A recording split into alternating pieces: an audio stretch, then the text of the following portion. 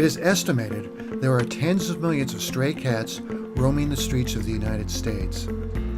These cats are part of a huge overpopulation problem.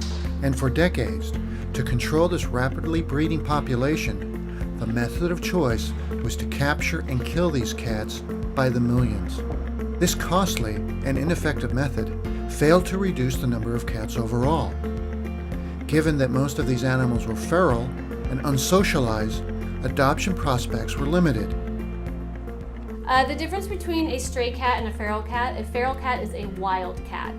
So it's a cat that's either regressed into being wild or was born in the wild, so it's not handleable by humans. If you approach it, it will run, you can't touch it. A stray cat could be a cat that just does no longer have a home, but it's not a wild cat. It can still be picked up and pet. A different method for controlling this exploding cat population has for more than a decade proven to work in study after study. The trap, neuter, and return approach to controlling wildcat population has proven to be both humane and effective. This method has shown to stop reproduction and over time reduce the number of cats on the street. As part of its no-kill policy, Ventura County Animal Services works with local residents, volunteers, and nonprofits to reduce the number of animals coming into the shelter. We have a feral cat problem. We have probably anywhere from 20 to 30 feral cats on our property, and what we're doing now is capturing them, bringing them here, primarily because it's a no-kill shelter, and the cats will be taken care of medically and neutered and returned to us or put up for adoption. So, really good program. Really helps everyone out a lot. So the amount of feral cats that we're spaying and neutering in a particular week or month varies depending on the people bringing them into us, or our officers, finding them, or people trapping them and wanting our officers to remove them from their property. We put them in a kennel over in our feral room and give them a den, kind of looking like this, to calm down and see how they do. And then we have officers assess them daily to see if they are truly feral or whether they are just very scared runaway house cats. The best thing we can do is fix them. I'm doing the leukemia and the AIDS testing on them at this point in time, making sure they're negative so they're not going to go spread those diseases.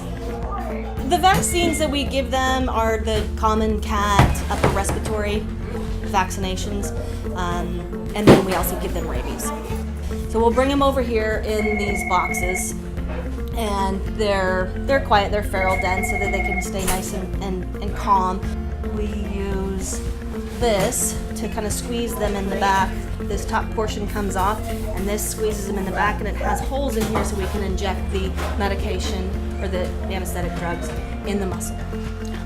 And then once they're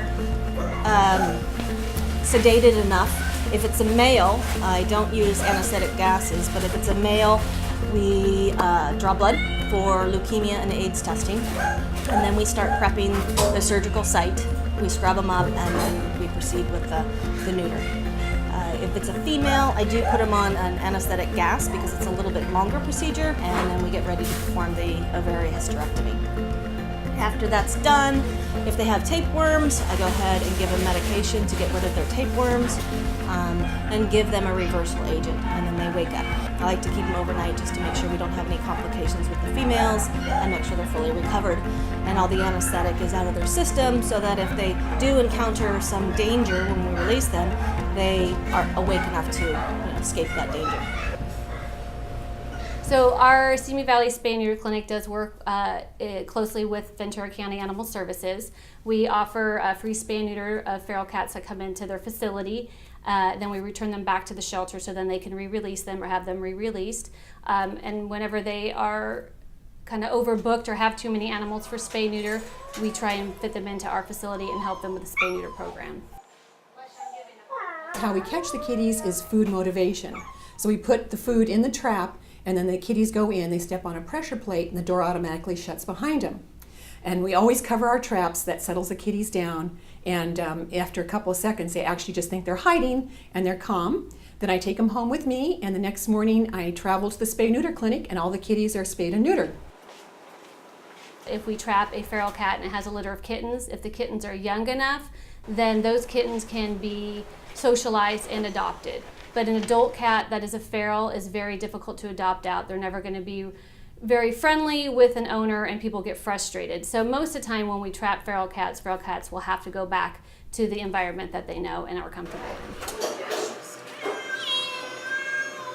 So we usually relocate ferals back into the environment that we trap them in, because that is what they consider home. They know the area, they're comfortable, they will have a better chance at a longer life if we return them to the environment that they are used to. Relocating them does take time, and I think the percentage of the ones that survive is much lower.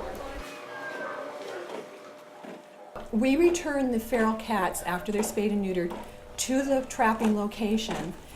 Basically, there is no magic spot to take feral cats to. If you had a sanctuary, it would fill up in 3 seconds because there's a lot of feral kitties out there. Once they're spayed and neutered, they're actually rodent control. They actually do a little service, and they maintain a colony so new ferals don't come into the colony. And it's what they know. It's the home they know. They've been born to abandoned cats, and this is all they've grown up knowing. So they return to where they come from.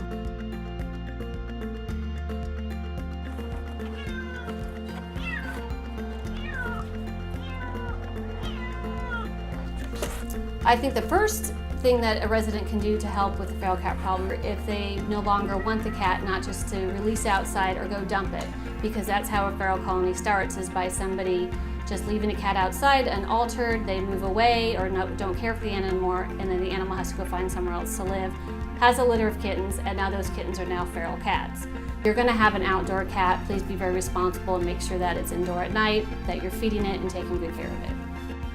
In reducing the number of cats euthanized each year and address overpopulation of unwanted animals, this spade and neuter campaign has been successful in reducing the number of unwanted animals.